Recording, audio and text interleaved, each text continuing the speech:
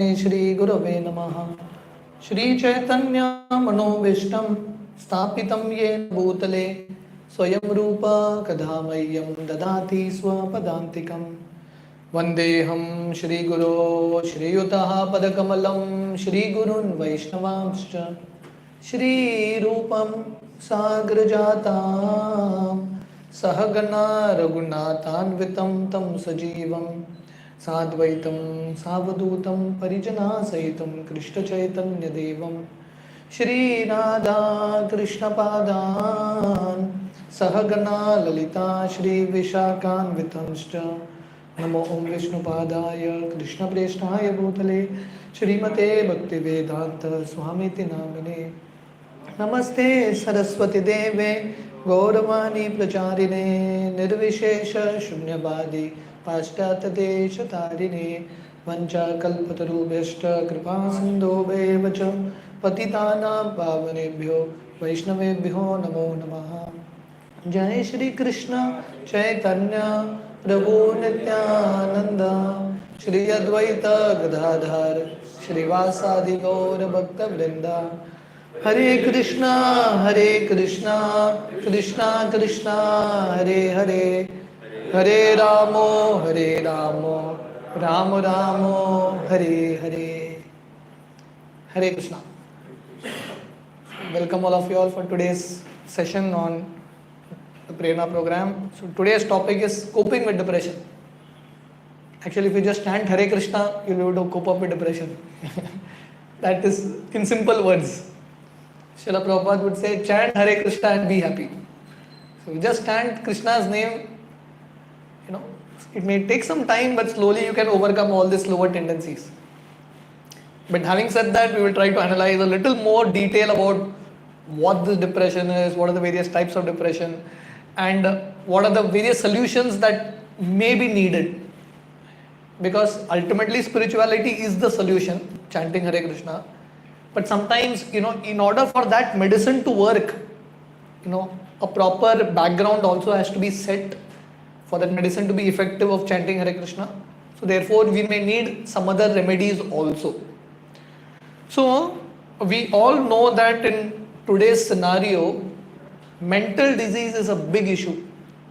It's a big issue. So, according to World Health Organization, this is the 2001 World Health Report. We are in 24, but still, this is the 2001.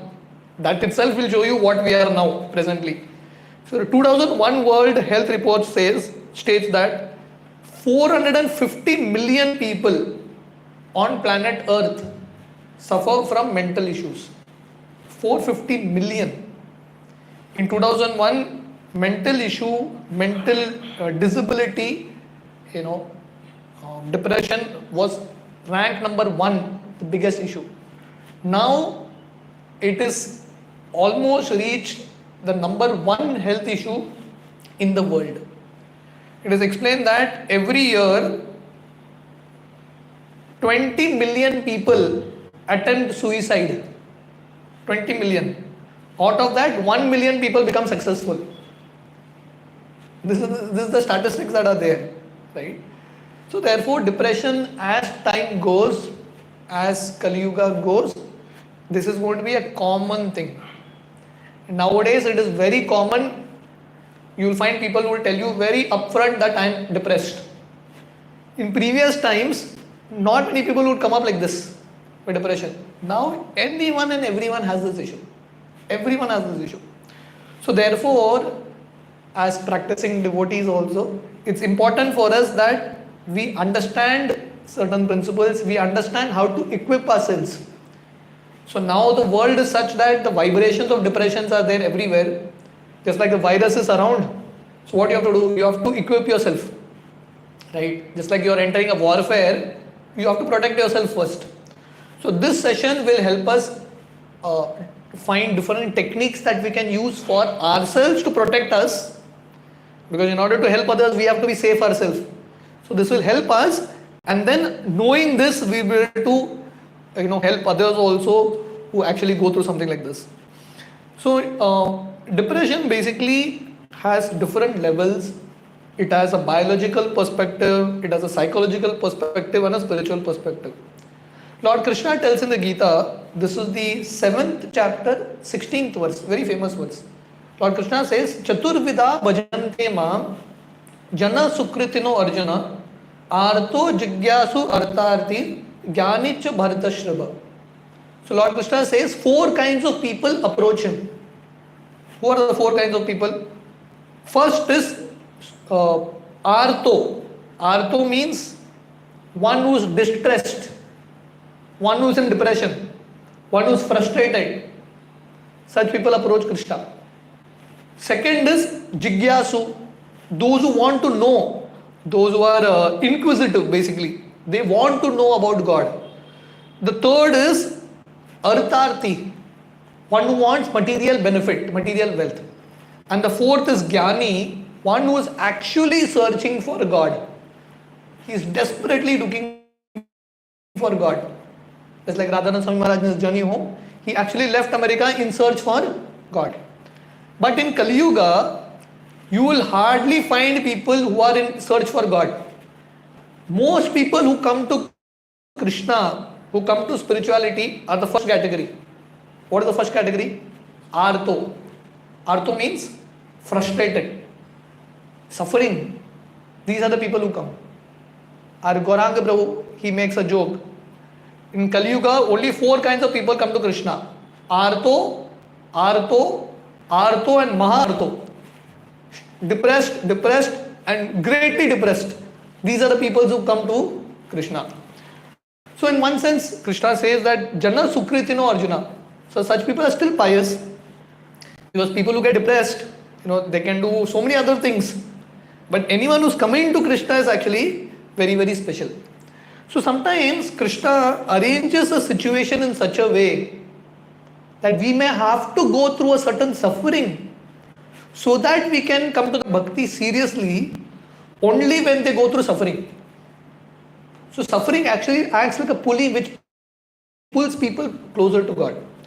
But having said that, we have to understand that people may come in Krishna consciousness because of some suffering, because of some depression. But after coming to spirituality, after coming to the path of Krishna consciousness, if they don't get the right environment and the right kind of support system to overcome the depression, such people may become more miserable.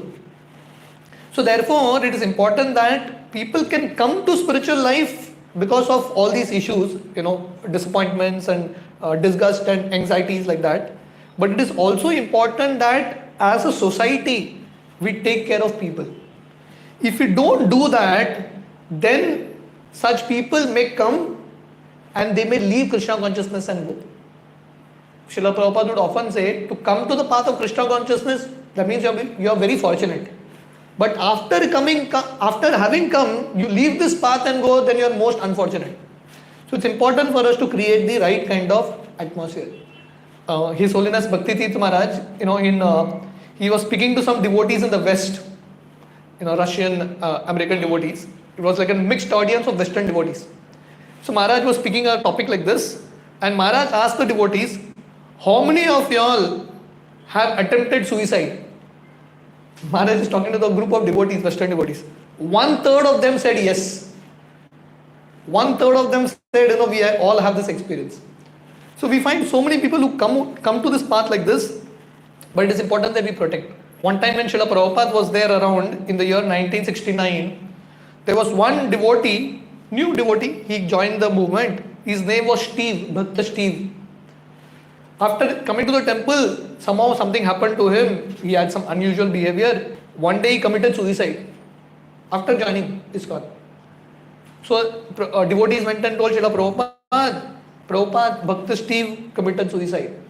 So Prabhupada was feeling so grave, he was feeling so bad about it. So Prabhupada immediately offered a prayer to Krishna. Prabhupada prayed to Krishna, my dear Krishna, wherever this boy is, please let him come in the family of devotees. And then Prabhupada was telling the devotees, we have not done our service properly. It is our mistake that we couldn't take care of this boy. A good boy came to us with whatever issues he had, we could have actually taken care. So it's important for us that we service properly. So therefore it's important that we devotees basically, we are like somewhat like doctors in one sense, because as soon as you become a devotee, you'll have people come to you and people come and talk their problems out to you. They want some solutions. It's also important that we are able to administer some amount of help to them, right? So, Bhaktitirth Maharaj explains, if a person comes to devotional life due to feeling depressed and frustrated, he comes to Krishna, but after coming to devotional life, he feels that bhakti also is like this. He is not inspired in the process. He feels here also politics is going on, here also backbiting is going on. So he gets depressed here also. Such a person will be left nowhere. Such a person will literally become like a ghost. You know why? Because he has come to bhakti, and after leaving bhakti and when he goes to the material world, he can't enjoy like a normal materialist. Because whenever he goes to enjoy, he'll remember verses of Gita. He can't enjoy like a normal materialist. And neither he can associate with devotees because he has had bitter experience. So यहाँ पे भी नहीं होता, वहाँ पे नहीं होता. He becomes very, very miserable. So why I'm telling you this? Because it's very important for us to understand these principles and understand what people go through.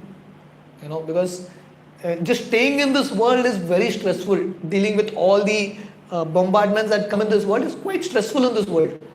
So if someone is coming to the path of bhakti, it's very important for us that we try to help such people. So, according to medical science, it is explained that for 1 week, 1 month, 1 year, year after year, you see, we all go through some amount of depression every now and then. You fail in your exam, someone speaks bad towards you, all those things happen. But unipolar depression means person is depressed for a considerable period of time. And such people, they lose desire to do anything. They don't feel like eating. They will just stay in their room. They don't feel like meeting people. They will just keep sleeping. How do you find out a depressed person? Such a person will sleep a lot. He'll just keep sleeping because he feels that life is too difficult for me to handle. So he'll just sleep, right?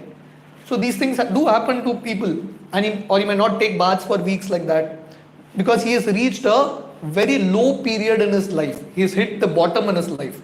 So this is called unipolar depression, where he's just lost the desire to continue life.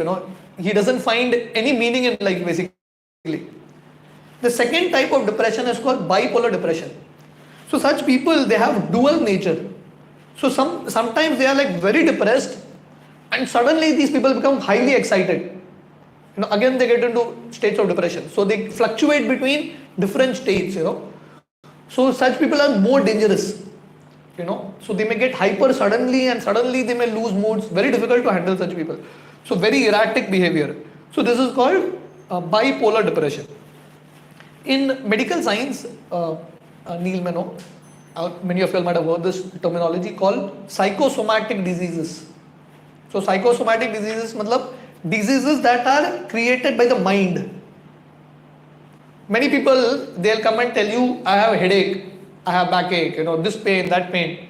Many of this pain are not related to the body only. Because you do all the tests, everything is normal. All tests come normal. So the issue is there is something in the mind that is triggering it. So the body and mind are connected. And of the two, the mind is more powerful. The mind is what controls the body. In fact, mind is what creates the body in the first place. The subtle body, the desires of the subtle body, depending on that, the gross body is created. So the mind controls the physical body. Therefore, Krishna tells in the Gita, Yam yam vapi smaran bhavam tejjatyanta kalemaram tam tam evati kaunteya sada tad bhava bhavita. Whatever you think at the time of death, you will get next body accordingly. That means your next body also is dependent on the mind. So mind is something that is very powerful. So psychosomatic diseases is where when someone thinks too negative, he has emotions of frustration, he has emotions of too much anger, he has emotions of too much lust, envy, greed. Any of these emotions to a very high degree, it starts to affect the organs. It starts to affect the cells of the body. Many times cancer, if you all know, if you have read these things, cancer very often is related to these things. Someone who is holding anger on someone, is not able to forgive for a long time, that frustration and that anger reflects in the form of a cancer. And there are many people who get cancer, and when they go through a proper healing session, when they actually forgive that person, they will see that the cancer is also gone. So many of these issues are related to the mind. Mind is something that is very, very powerful. So we all know that environments are also very influential. Like go to an environment which is very depressive. Naturally you also feel like that. You go to a temple, there is a different atmosphere there. So it also depends on what kind of environment we are in, which affects the body, right? So therefore, if we create good positive thoughts within our system, if we feel loved, if we feel cared for, then the mind will send those signals to all the cells, and all the cells will brighten up. But if we feel unloved, if you feel that no one loves me, no one cares me, I'm the most useless, and all these kinds of feelings, it starts to affect the cells again, and then people start to get diseases. So therefore, coming back to our starting point, creating an environment where people feel loved for, cared for, this is something that's very important. More important than even medicines. Because just the right environment will immediately soothe your system. Immediately to soothe your system. Just like cows now, we are going to come to the solutions of depression very soon. But I just remembered now, one of a very interesting way to get free from depression is to be near cows. Why? Because cows automatically will give you a lot of love and affection. Because they are mothers. Right? You go to a mother, automatically you get healed. So just being near cows, the way cows will look at you, the way they'll come and lick you, just that exchange of love can help cure a lot of things. So cows are something that is very, very powerful. So therefore, understanding the mind-body relation is also very important. You have something called placebo effect. Agree? I'm speaking all this, but Neil is actually an expert in all this. He's a doctor. So you have something called placebo effect. You know what's placebo effect? Many times I did this actual research. You give someone a pill. You give a person a pill and tell him, this pill can cure you. Eat this pill. This is a very costly pill. It has the best medicine come from America. This fellow eats that pill and he becomes okay. But actually in that pill, there was no drug only. It was an empty capsule. But just because he ate it with that confidence that, now it will work, the effect comes. So that means more than the medicine, and actually they try the other way around. They try to give someone the actual drug to cure his disease. But they told him that this is not the actual drug. He ate the actual drug, no effect on the body. So that means even more than the medicine, it is your mindset that makes the medicine work. It's the mindset. Therefore, in Ayurvedic system, the doctors pray and give that medicine, and they expect the patients also to take the medicine in that spirit. So when you take that medicine in a very grateful way, with a lot of faith and trust, the medicine works. Holy name for also the same thing. You can just chant the holy name, but if you chant it with a lot of faith, the holy name will work. So in order for the medicine to work, you have to empower the medicine. To empower you and cure you, you have to empower the medicine. Only then it can happen. A placebo effect. So the point is, if we create positive thoughts in our mind, healthy thoughts in our mind, loving thoughts in our mind, we can cure many of our diseases. Mind is something that is very, very powerful. Right? So one of the cause of depression is our own mind that causes it, naturally. The second reason, cause of depression for many is hereditary. For many people in their family, they may have this trait of being depressed. So you will see in people now, some people are naturally very like active and very happy type people basically. And there are some people who tend to be a little depressed. Their nature is like that. It may come in a family, it may be genetic also. This could be one of the reasons.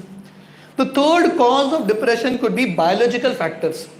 So someone may actually have a deficiency.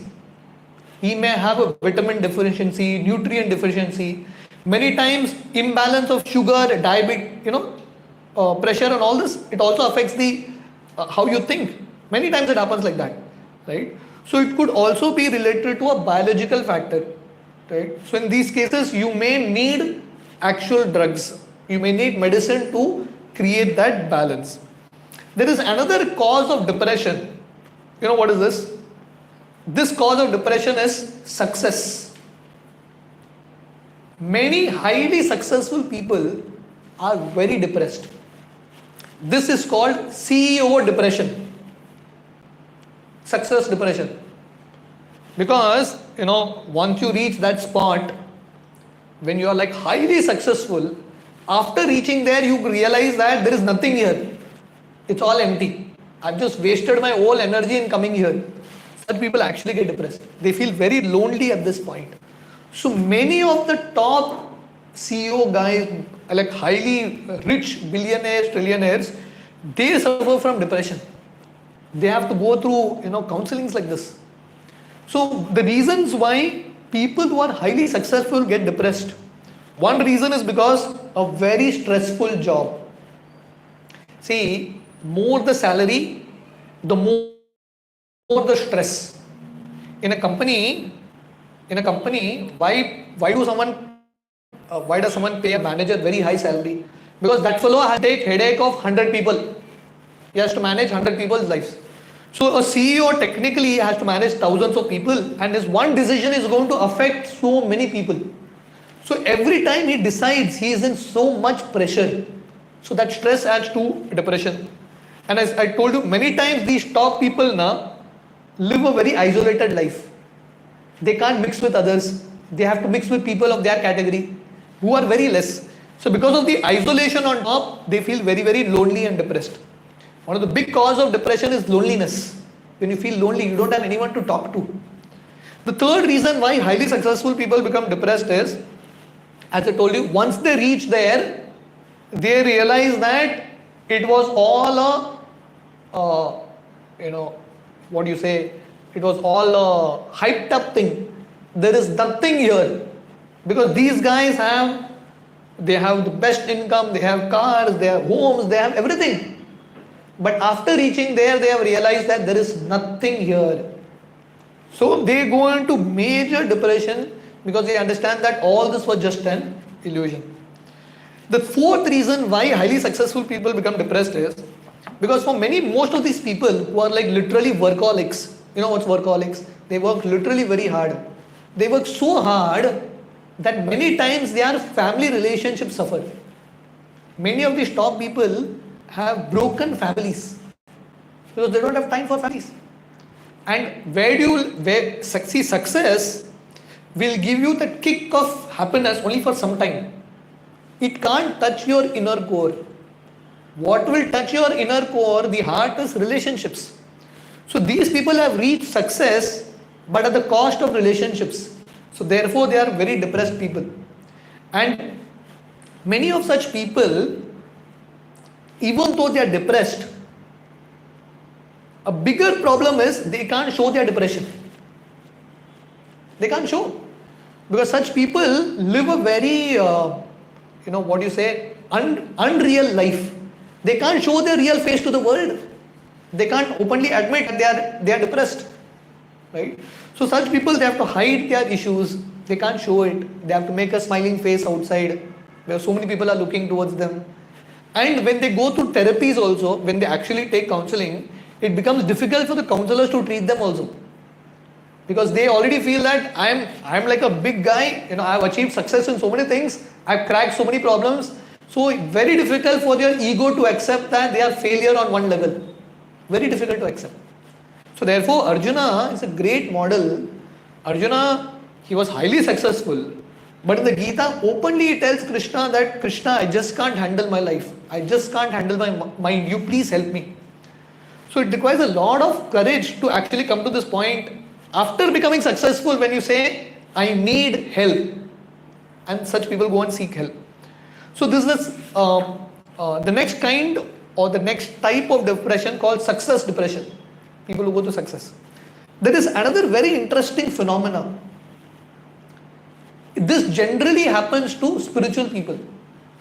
This is the Christian terminology, theology, this idea of depression, when spiritual people, someone who is really a good devotee, chanting nicely, meditating, praying, reading scriptures, you may find such devotees also go through depression. But that depression is not a normal depression. This is called the dark night of the soul. So many times, this is a phrase coined by a 16th century Christian saint called Saint John of the Cross.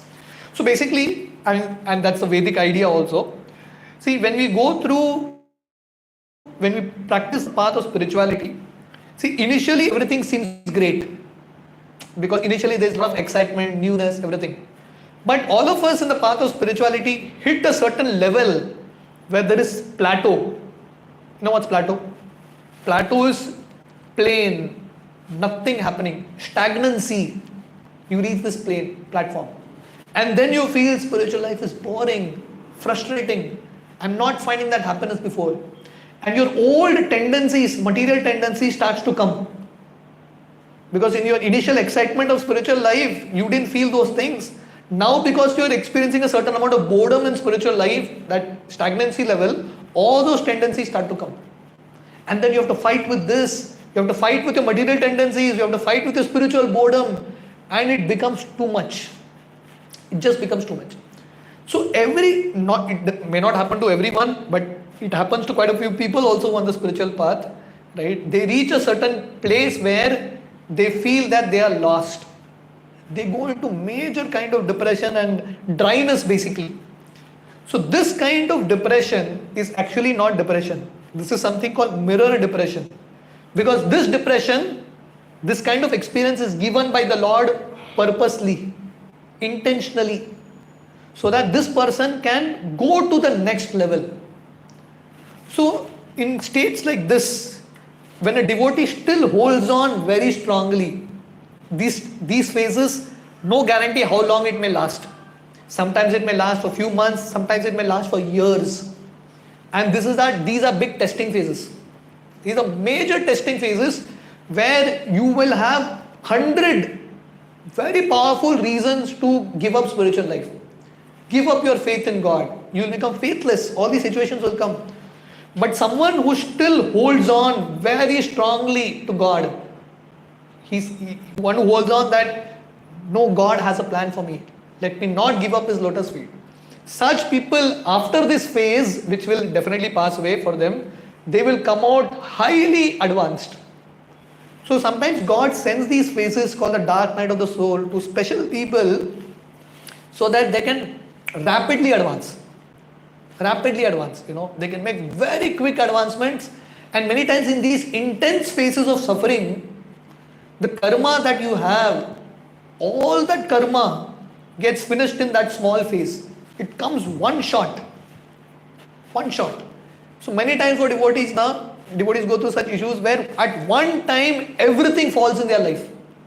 Their health falls, relationship falls, they don't experience bliss in spiritual life, so many things happen.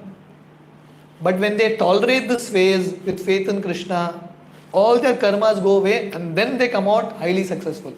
All the layers of consciousnesses, the lower layers of consciousness are broken through and one comes out.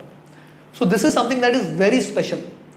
So therefore, a normal psychologist or normal psychiatrist will not be able to administer treatment to a spiritualist. Because that guy doesn't know head or tail of what the spiritual dynamics is. He has no understanding. So Bhakti Tirth Maharaj makes a very important point. So even if you have to take therapy, even if you have to take professional counseling, find out a spiritual minded psychiatrist and a psychologist. Because the material people will never be able to understand the dynamics of spiritual people. They will never be able to understand. They'll get completely confused. Right? So this is the next type of, or the next cause of depression, which is the dark night of the soul, which is given by Krishna on purpose so that such person can actually advance further. Right? Another reason, cause of depression could be some subtle entities, some ghosts or some influence. So these also happens very often. Some people are like very normal and suddenly they go in major bouts of depression. So it could be due to subtle entities taking over. Someone has hijacked your body and mind. It could happen. Someone is controlling. So this also could be happen. And generally these things happen, when ghosts or these lower entities come and take over. Generally it happens when you expose yourself to lower levels of environment. Right? You are in an environment which is very depressive, or you get into guilt trips, anger and all these issues. Suddenly you will find these entities entering. Right? So these are the some of the various types of depression and the various reasons for depression. So now we will come to, so till now we saw how depression is a major issue in this world. It's a big issue and it's all around. All around. Just being in this world is like, there are n number of reasons to be depressed actually. The world will make you depressed, and as Kali Yuga progresses, this is what is going to happen. So the reasons are many. We saw various reasons for depression. We saw two types of depression: bipolar, unipolar, and we saw the various reasons, right? Success depression and the dark night of the soul, or someone hijacking you, hereditary, biological reasons like that. How do we cope up with depression, which is actually the topic for today? How do we deal with depression? The first technique is you may need therapists. So you see, people who have done psychology, psychiatry, they know certain techniques how to counsel. So you may need professional counseling. But as I told you, it's important and it will be very nice if someone is practicing the spiritual path to find spiritual minded therapists. They can understand what a devotee thinks. Like I'll tell you, when a devotee feels humble, imagine if a devotee comes and tells the psychiatrist, my dear doctor, I'm most fallen. Psychiatrist will tell you low self-esteem problem, because psychiatrist doesn't understand the concept of humility. That's not in his dictionary only, not taught. If a devotee goes to a psychiatrist and tells the psychiatrist that I have issue practicing celibacy, difficult, can you help me? The normal psychiatrist, especially in the West, he will tell you, Baba, you're unnecessarily repressing your sexual desire. Just enjoy. Why are you repressing it? Because this guy, this materialistic psychiatrist, therapist, doesn't understand the principle of brahmacharya. He will just tell you enjoy. That's what he will tell you. Why you have to do so much repression? Just enjoy. Right? So if you go and tell him that I want to be a little more simple and renounced, he will tell you this is completely antisocial. This is not normal. Because what they think is normal and what is normal for a spiritual is completely different. The paradigm only is completely different. They think only completely differently. Right? So therefore, talking to them really doesn't make sense. Really doesn't make sense. You tell them vegetarian diet, the first thing they will tell you, that's why you are depressed. Eat non-veg, you'll be okay. Right? This is what they will tell you. So better to avoid such people and better to find a spiritual minded therapist. And therefore, it's also a need we have more devotees who understand these principles. Because devotees are natural counselors anyway. Because Bhagavad Gita is a counseling book only. The original counseling book is from Krishna only. Now what the doctors will teach us, it's all come from Krishna. Everything comes from him only. So as devotees, we already have access to Gita Bhagavatam, which is like a counseling book only. Right? And on top of that, if we understand few therapies, actually the devotees can be the best therapists.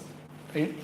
So Bhaktivinoda Thakur, he has mentioned different aspects that the devotee needs in life. See, spiritual life is also about a balanced life.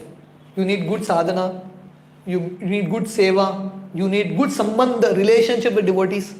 And the fourth and the most important thing is swasthya, health. And swasthya also refers to mental health, right? So this is also something that's very crucial. So therefore, we, as I spoke in the beginning, we have to protect ourselves from wrong environments and bombardments that keep happening. So Maya Devi is on a war against us, and she's constantly attacking. Images of lust, anger, pride, greed, envy, these things constantly keep coming. So therefore, regularly to protect ourselves, to care for us is something that is very, very important. We need to actually regularly take time for ourselves. Sometime we can do a session on self-care. Self-care, right? So it's important that we care for ourselves also, because only if our system is intact, we will be able to practice bhakti. I don't know whether you all have had this experience, but I can tell you from with my experience in life, once your health goes down, very difficult to practice bhakti. Very difficult. Your mind goes for a toss completely for a toss. Prolonged illness is like very, very difficult to practice bhakti. So keeping health intact is something that's very crucial for us to even chant Hare Krishna. We are not these bodies, but we need these bodies to actually practice the process of bhakti. Right? So first way we saw how to deal and cope with depression is go to a spiritual minded therapist, or meet a senior devotee who is like a good counselor who can counsel you. It makes a big difference. In Bhagavatam you have Vyasdev, when he was feeling despondent. Despondent means some kind of depression. He was feeling very sad, right? Feeling very unsuccessful. Even after writing so many Vedic scriptures, he takes shelter of Narad Muni. Narad Muni counsels. You have Arjuna, who was going through these things. He took shelter of Krishna, right? So devotees, whoever you may be, at certain point you may need counseling. You may need that help. So we should definitely seek that help whenever we can. Another very important thing to cope with depression is to give up selfishness. You may say, "Arey, we're talking about depression, and how does selfishness come?" No, selfishness comes in two ways. You know how? When someone feels that I am superior, that is also an act of selfishness, where you're thinking about yourself. What does selfishness mean? What does selfishness mean? Thinking about yourself more. Thinking about yourself more is. So what is spiritual life? To think about Krishna more. Okay? So selfish people think about themselves more. So someone who is very selfish will think about himself. I am great. What I think is great. And the other extreme of selfishness, you feel I am most fallen. I am useless. Depressed people keep thinking about themselves only. They'll keep thinking about themselves. They'll keep talking about their problems. Depressed people love to talk about their problems. When you go and ask someone who is depressed, how do you feel? How are you?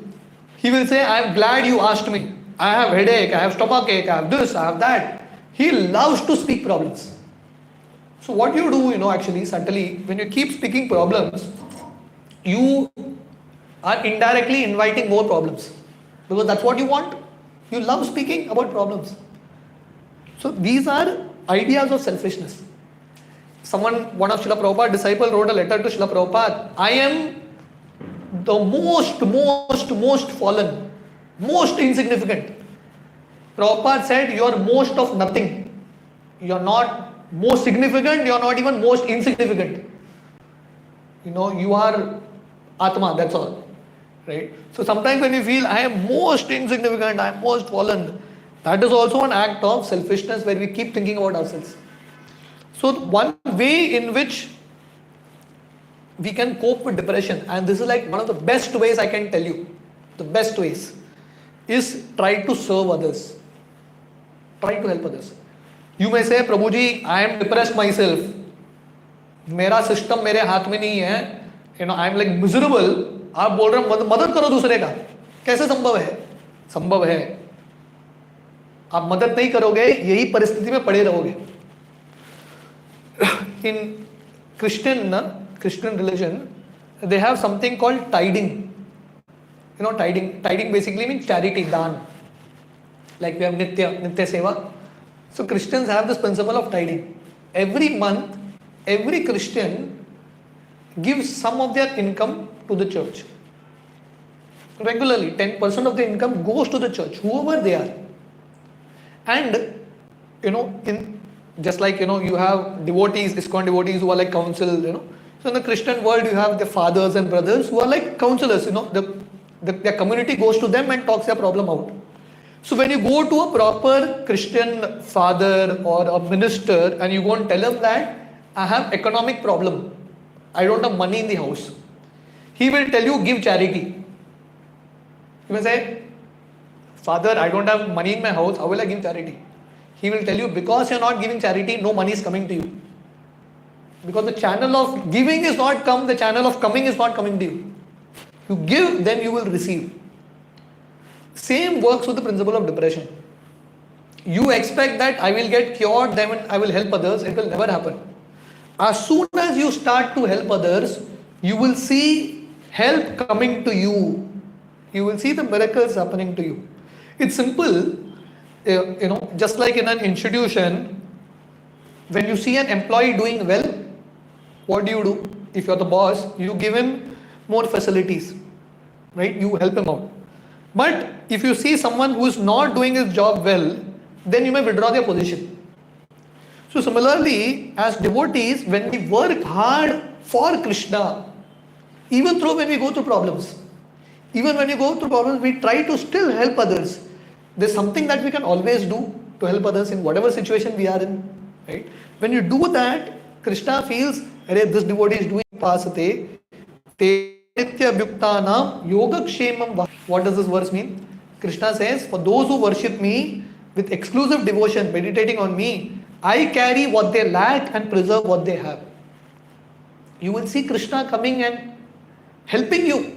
See, because when you go through depression, one thing is for sure, very difficult for you to come out on your own. If you have gone through, or if you have had anyone who goes through, there is something called a negative spiral. You keep going down and down, you keep sinking in your mind, and all your problems keep happening so much, it's as if you have gone in a deep well, you can't even come out. You need someone to come and pick you up. And who is that person? It will be Krishna who will come. Krishna will come and Krishna will send someone in your life to pick you up. But to whom Krishna will send? Was a devotee who was trying to help. In Damodar Leela, when Krishna was tied to that ukal, you know the story, na? Krishna was tied to the grinding mortar. In that situation also, Krishna pulled that grinding mortar and helped two people, Nalagu and Manigiri. So what is Krishna showing? Krishna is showing that you may be tied down by certain conditions, you may have your own issues, but try to help others. If you help others, then you will see help coming to you also. Depressed people always want love. They feel people should come and love them. They feel people should come and keep asking them, how are you, Baba? Are you okay? How do you feel? They want people to come and keep talking to them. That's good. But if you are dependent on this, that people will come and keep asking me how I am, and you start liking it, then you will remain depressed lifelong. Because you may feel that, I love people coming and asking me. Wooden grinding mortar.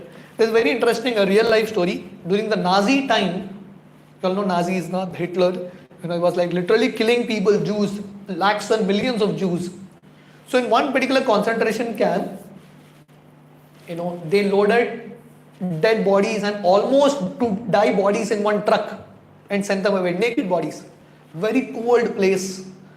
So there was one old man who was literally shivering. And there was one young man. Both of them were suffering very bad. But this young man thought, this old man needs my help, even though I am also suffering, but his situation is more critical than mine. I can at least handle the cold a little. So he decided, if I don't give this old person heat, he will die. So this young man was rubbing his hand every now and then and keeping it on the body of this old man so that this person gets some heat and he survives. When this truck reached the destination, in the whole, the old man survived because he got heat. The young man survived because he was creating heat to give the old man. So because he was giving heat, he was helping someone, that service also made him survive. So the point is, when we actually help others and when we give love to others, depression will decrease. Depression has to come down. Right? The mind holds on to it and it plays around like depression, or it could play around like a disease. In some form of disease it comes. So at some point we need to forgive. Forgiveness doesn't actually always mean that what that person did was right. What that person did to you might have been wrong. For sure, it might have been wrong. But still, forgiveness means you don't allow him to affect you. You let go of him. He has hurt me, whatever it is, probably it's my karma coming back in through him. I let go. Because the more you keep holding on, something interesting is, people are not able to forgive. They keep thinking about the person they hate more than any time before.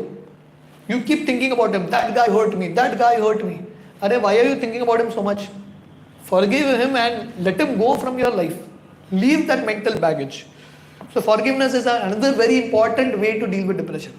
Another very important technique is called the technique of mindfulness. This is very crucial. When you're depressed, your mind is too anxious, either thinking about the future or the fears, what will happen. It creates a lot of fears in the mind, or the past, what happened. Depressed people are never in the present. They are not able to experience life. Life can be experienced in so many ways. You may be depressed, but still there may be a flower in front of you. There may be a beautiful flower in front of you. If you are always living in your mind, depressed people are living in their mind constantly. If they are always living in your mind, you will not be able to appreciate a wonderful flower that has come in front of you. But if you focus on that flower, I may be depressed, but this beautiful flower is there, appreciate it. At least for those moments, you will not experience depression. Understanding? So, finding a good engagement, being mindful, taking deep breaths, breathing deeply, being mindful of our breath, mindfully eating, appreciating the food that we have, just being mindful. If someone comes and talks to you nicely, being mindful of that conversation, these things can actually help to deal with depression. So being present, being mindful is something that is very, very important. One story, like highly depressed, go in this negative spiral. They feel that they are stuck. You know what is stuck? They feel that they are stuck, they can't do anything. Radhanath Swami Maharaj, one time, he was on the bank of the Ganges, he was swimming. He swam from one end to the other end, and the other end, he tried to get up, on the bank, but the mud there was a quicksand. It's a quicksand. Quicksand sucks you in. So it was sucking him inside, and there was no one around, alone. When you go to depression, this is what you realize, that there is no one to help you. You remain alone. So he was alone, he was trying to shout, but no one literally came. So Maharaj, the more he fought, trying to beat his hand and legs to come out of the quicksand, the more the quicksand will pull him down. The nature of the quicksand is like that. The more restless you get, the more it will pull you down. So in depression, the more restless you get, the more you go away from the solution. See, solution always comes in a calm state of mind. In an agitated state of mind, you can never see the solution. Like you might have experienced, sometimes you might have lost your key. You are like so panicking, you are searching it everywhere, you don't realize the key is in your pocket. The solution is right next to you, but because you are panicking so much, you can't see the solution right in front of you. Or the key may be right in front of your nose also, you might not be able to see it. So solutions are there, but you can catch those solutions only when you are mindful and peaceful. You cannot catch it otherwise. So Radhanath Swami Maharaj, he was struggling a lot on this quicksand, he couldn't come out. That is the time he took a deep breath and he stayed still.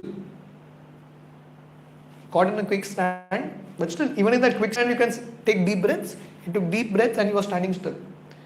That is the point he realized that when I'm not fighting it out, the quicksand is also not pulling me in. It is also peaceful. So he remained still and slowly he made his body lie on the quicksand. He was first standing like this, slowly pulled and he started to lie on it. And the quicksand was down, half of his body in, but he's not going further in. So slowly like this, while lying down, he started to pull his body away and he came out. The quicksand was giving him problem, but the quicksand also was offering a solution. He realized that solution only in a peaceful state of mind. Similarly, depression is like a quicksand that pulls us in. The solution will come when we take deep breaths, when we are mindful, when we are present. We can see that solution right in front of us. As they say, there's a saying that God doesn't make any lock without a key. Has any lock maker made a lock without a key? No. So every lock, every problem has a solution. You have to just be a little peaceful and calm to see the solution. Another very important principle to cope with depression is the principle of faith. See, when you go through depression, naturally your faith dwindles. You are like very weak in your faith. But if we can stay in an environment that can enthuse our faith, right? Read stories of God, whatever He does the best for us. It's not that God has a vengeance towards any one of us. It's not like that. God is always loving. Sometimes His love is soft love, sometimes it is tough love. So when depression and all these episodes like this, God's love is there. We may feel God is not loving, but God's love is there in a very tough form. He wants to make us tough. He wants to make us strong. So understanding the plan of God. Just today, our background devotees had come. So Gaurang Prasad was making a very interesting point. Very beautiful point. A rubber stamp now. How many of you have seen a rubber stamp? The rubber stamp, if you look at it, it's all upside down. Isn't it? You can't see the rubber stamp. Only when you press the rubber stamp on a paper, you can actually see the right image. Otherwise, this side it's all upside down. So Krishna, many times, the plans that we look are all topsy-turvy. We can never understand Krishna's plans. But when Krishna presses those plans on us, gradually that imprint will come and we'll understand it has sense, it is not senseless. Right? It has a sense that we do. So faith is something that's very important. Whatever Krishna does, He does for our very best. Even in the worst situation, we have to learn to see it. And it's actually true. In down the line, we will realize why certain thing happened. And there are many stories like this to tell you why faith is something that's important for us. A next very important principle to cope with depression is the principle of gratitude. And this is like so very, very important. Depressed people love to complain, love to cry, right? Love to keep telling others, I am the most miserable in the world. And they love this.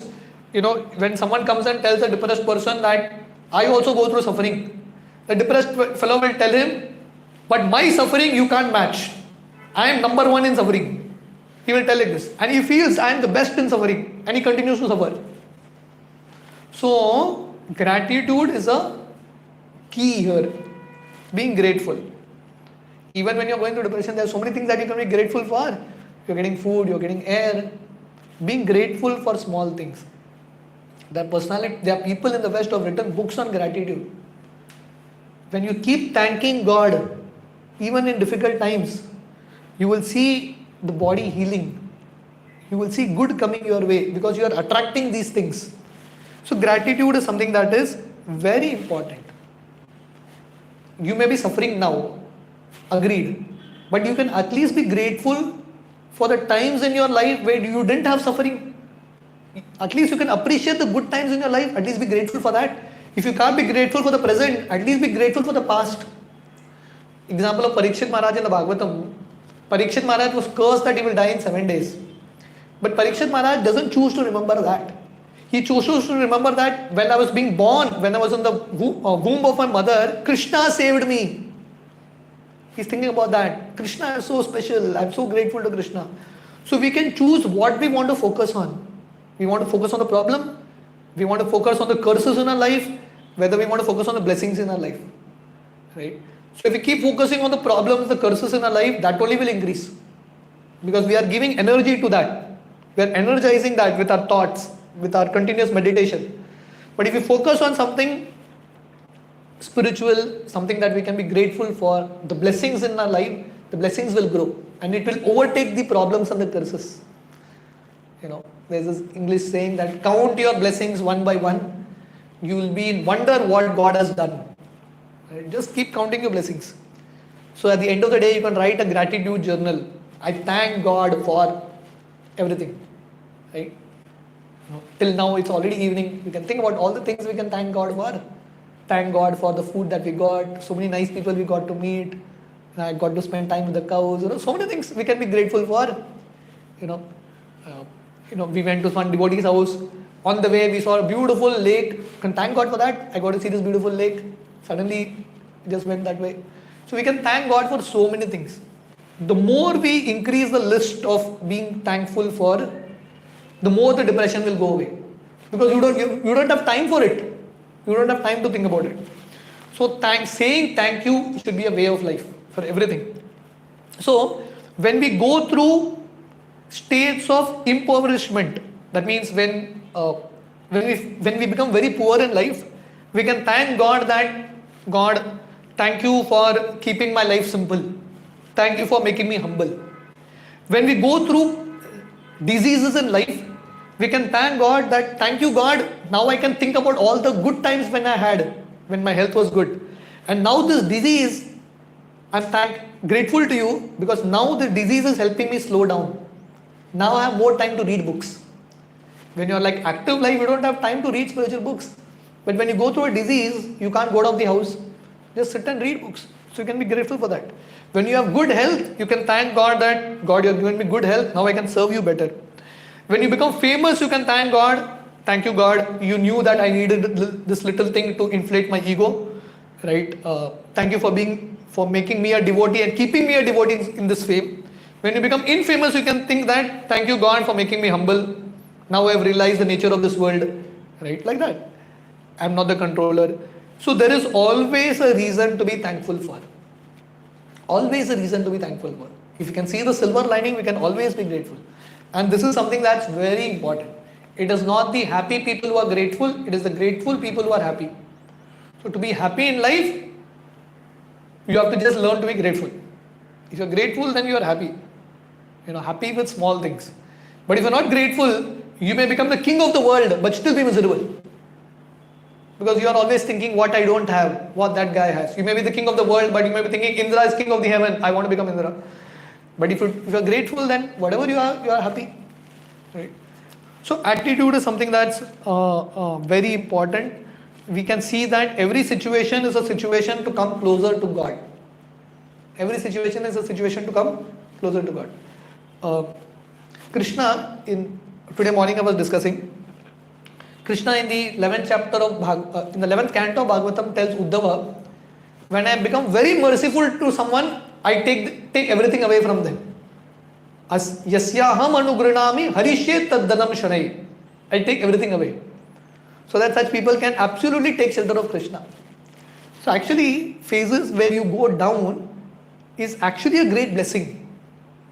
You can desperately chant Hare Krishna. When life is going on normal, everything is like perfect, you chant Hare Krishna, but what is the intensity in which you chant? Just Hare Krishna. But when you're going through major issues, you're chanting Hare Krishna, is literally you will have tears in your eyes when you chant. Those are times when you can actually experience the closeness with Krishna. These are very special times. So, we can appreciate that every opportunity, especially difficult times, are an opportunity to become humble. They are an opportunity to advance and come closer to God. In the Bhagavatam 10th canto, 14th chapter, 8th verse, Lord Brahma tells a very beautiful prayer to Krishna. Very beautiful prayer. Tatte anukampa sumikshamano bunjana evatma kritam vipakam ridvag vapubir vidadan namaste Jivet yo mukti sadai bhag. So Brahmaji says, who can inherit the kingdom of God rightfully? Who can get entrance into the kingdom of God? The person who is thanking Krishna. Ridva Gopubir Vidadan Namaste. He is always offering namaskar to Krishna. Krishna, thank you. With body, heart, mind, soul. Thanking Krishna for everything. Thank you Krishna for giving me suffering because this is what I need. Thank you. When Parikshit Maharaj was cursed, he was thankful to Krishna. Good, this is the best thing. You are the doctor, you know what I need. So such devotees who thank God even for their sufferings in life, they maintain this attitude of being grateful and thanking God. Such people can return to the spiritual world. So setbacks will definitely happen in this world. It can happen to institutions, it can happen to families, it can happen to individuals. But we should learn to thank God. We should learn to keep our faith, and then we can inherit the kingdom of God. And you have many devotees like this, even great personalities who go through their own issues. If you study the life of Tukaram Maharaj, he went through so much issues. One of his child, he just passed away, and he went through so many things. One of his first wife that he married, she passed away due to famine. But Tukaram Maharaj didn't lose his faith. Right? He didn't become faithless. So these are something that's very important. And as I told you, also one very important technique is to understand that depression, it comes at a cost. As I told you, many people want sympathy. Therefore, they keep holding on to the depression. They feel that if I come out of this depression, then I'll have to act normally. See, you see depressed people now, when they keep telling others, I'm depressed, then what happens? You can just stay at home. You can just keep lying down and someone will come to keep feeding you. And you start loving it. Because you feel that as soon as I become okay, I have to go out and work. Who wants to work? Just stay like this. Keep just telling everyone, I'm depressed. And people will come and helping you. You become a dependent person. And people love this dependency. They don't want to be independent. So this is a subtle thing that makes people continue their depression. Because they don't want to give it up. They have started to love it. But we need to understand that depression comes at a cost. There is a payoff to it. Real life comes actually when you come out and face the real world and try to help others. So finally, to summarize, few quick points on how to cope with depression. So these are like around 25-26 quick points on how to cope with depression. First, medication. Sometimes you may need medicines because it may be a hormonal or vitamin deficiency, vitamin D low, it can lead to issues, vitamin B12 low. Many of these things may be related to actual issues in the body. So that has to be addressed with medication. Second, understand that probably these issues, as we saw, artho. So these are probably situations where we can actually surrender to Krishna. Also, we need to understand the difference between experiencing failure and being a failure. We may experience failure, but we are never failures if we can get back and walk up again. Understanding? You may experience a failure, but if you consider yourself, your life only is a failure because of one failure, then you are gone. Many people commit suicide. Someone who is used to standing first in the school and college, he comes second, third, he's failed. Or someone who has failed a certain exam, he may feel, let me end my life because my life is a failure. Arey Baba, you have just failed in one subject, in one area. Your studies is not all in life. Just because you have failed doesn't mean that you are a failure. You can actually become successful. So we need to understand unipolar, bipolar depression. Another very important point to overcome depression is more light. When you remain in a dark room, these thoughts come. As soon as you come out in the sun, out in your room, when more sunlight comes, depression goes away. That's why in countries like UK, where they have like 5-6 months of no sun, people go through a lot of depression. Because sun is very important for us to remain fresh and alive, right? Another very important principle is exercise and diet. Very important. When you're going to depression, do a good run out, do some good exercise. Your body will feel very fresh and energetic, right? And diet means avoiding alcohol, meat, caffeine, and all these things. These add to for the depression. And then definitely meditation techniques, visualization techniques. You know what is visualization? You may be depressed, you may go through major illness in life, but you can visualize yourself. I am good, I am healthy. And connected to visualizations is affirmations. Affirmations means when you're suffering, you have to tell yourself, I am perfect. Pause it and tell it with feeling. So by saying that, you bring those situations to you. Affirmations. Body massages can help. It can give out beautiful positive hormones. Journalizing, writing down, very useful. Because many times, many of the issues that people go through, you may not be able to speak it to anyone. You may feel that what will others think, whatever. Write it down. You have to release it somewhere. If you keep holding on to it, you will suffer more. Release it out. And probably you may realize that you're a good writer in this whole thing. That depression may become a source of your writing only. Right? Journaling is something that's very important. Being more assertive. Tell what emotions you are going through. Don't keep your feelings stuck. Because the more you hold on to your feelings, it will affect the body and one day it will erupt in a very wrong way. Right? So, and we should stop fearing about what can go wrong. Many times now we feel, kya hoga? Think positive. Practice forgiveness, that we already saw. Good sadhana can actually help us. Right? Good spiritual practices. Because when your spiritual practices are weak, you don't have the strength to fight with these issues. If practices are very strong, you'll find yourself very powerful. Right?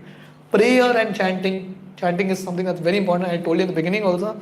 So prayers, praying to God. Because there are many situations in life you can't come out on your own. Even medicines can't help. You have to pray to God.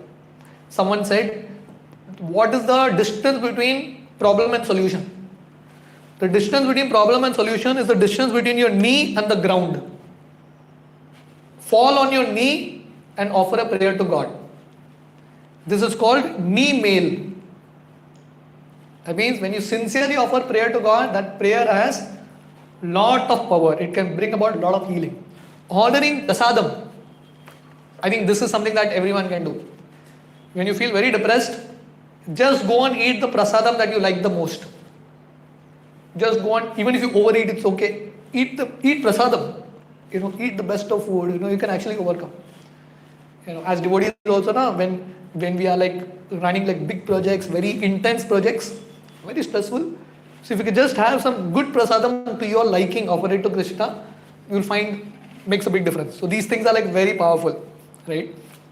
We explained understanding the dark night of the soul, gratitude, positive internal dialogue, having some good dialogues with yourself, having short-term goals, very important. Depressed people don't do anything. Have positive engagement in life. Have some good engagement. Keep your mind busy. Because your mind is idle, the more you'll think negative, the more down you'll go. Keep your life busy doing something positive to help others. Do some nice drawing, something. Do some creative thing or do some help to others. Think about all the ways in which you can help yourself. So ultimately, no one is going to help us other than ourselves. We have to figure it out, right? Sending sufficient love to people and then plenty of laughter and good friends around, right? Many times what even psychologists and all this, to go to a psychologist, a psychiatrist these days is heavy charges. For one sitting, some people charge thousands and 10,000s like that for one sitting. If you just have good friends with you, whom you can share your heart to, you can laugh out at your problems, then all these things will disappear. And ultimately, I told you the most important thing is Japmala, chanting, because you may have a friend, you may not be able to speak to a friend. Krishna is our best friend. Just go and cry out your problems to Krishna, chant Hare Krishna, then you will see Krishna coming to help you. So these are some food for thoughts for all of you all on this topic of coping with depression. Anyone has any questions, any comments? Did you all connect to this topic? Actually, I was initially thinking whether I should do this topic or not. Little technical things, medical things. But I thought, let me share that.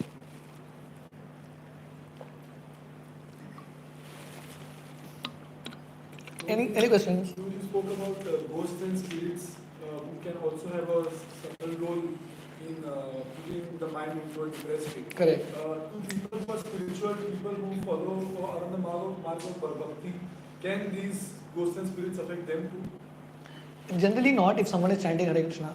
But then what happens is, even someone is practicing the spiritual path, if he lets his consciousness go low, when he hits the low bottom in his consciousness, that is the time when these entities try to infiltrate basically. So it's important to keep the consciousness very positive, very spiritual.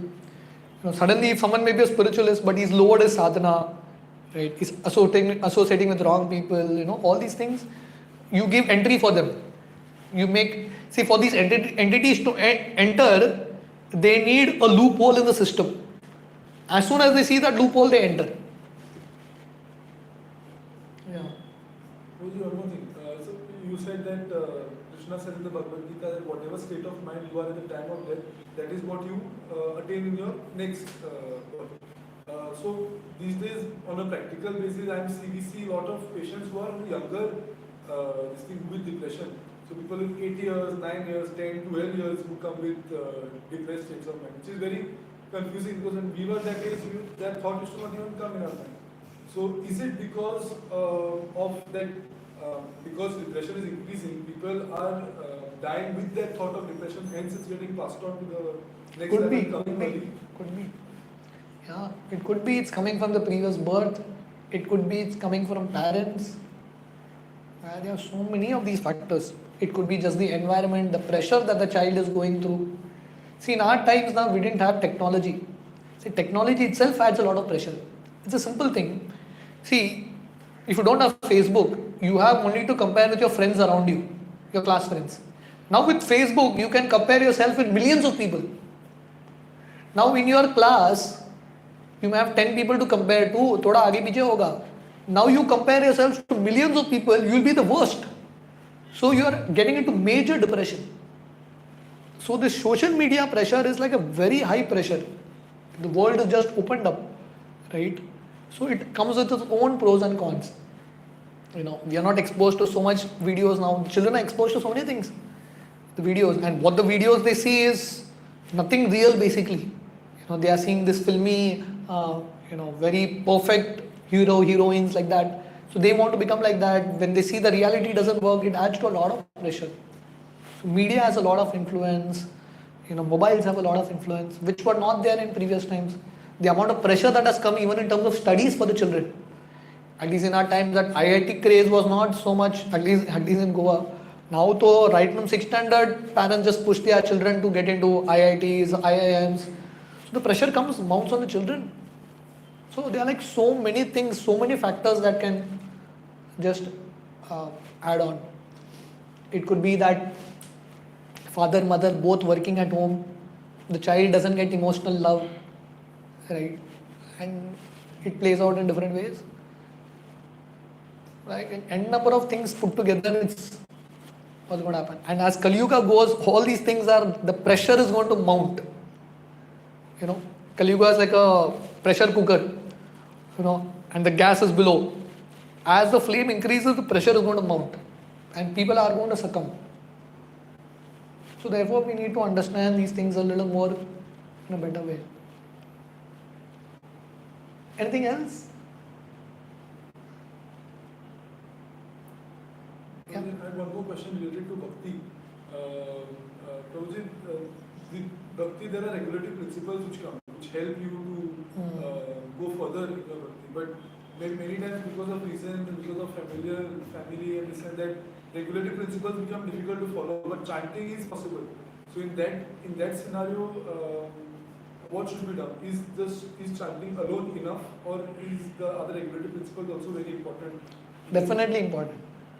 Prabhupada always, in many places, wherever you will see Prabhupada explaining, Prabhupada will always say, chanting Hare Krishna 16 rounds and following 4 regulative principles. Prabhupada will always mention this. So it is highly important, because see, the point is chanting Hare Krishna is to help us purify. And these regulatory principles, if you don't follow, you'll become more contaminated. So it's as if you are purifying yourself and adding contamination. So the process will work, but it's going to take time. You are like diluting there is mud, you're diluting it with water and again adding mud to it. So it's almost on the same level. It's not going to, the advancement is not going to come. So therefore, giving up this thing means you are coming to a certain level of purity, and then chanting will make you all the more pure. So chanting is very important for sure, but then following regular principles is also crucial. And due to something, at this point we are not able to follow anything, it's important at least that we have a deep desire to follow it. A deep desire should be there, and a constant prayer to Krishna to please help us. If you are feeling very weak to follow ourselves, we don't have that spiritual strength, then we have to pray to Krishna. And then if you chant Hare Krishna in that mood, then Krishna will help. Otherwise, if you are in this mood that I'll just not follow these principles, I'll keep doing these activities and chant Hare Krishna, it's actually an offense. It is one of the offense. Committing sins on the strength of chanting Hare Krishna, it is an offense. So that offensive mentality should not be there. You may not be able to follow it at this point, but the desire to follow should be strong, and pray to Krishna to give us the strength to follow, that should be there. But if you are in this mood that it's okay, I'll just chant Hare Krishna and I don't care about. Yes. Can we, Devkan? Can we put this?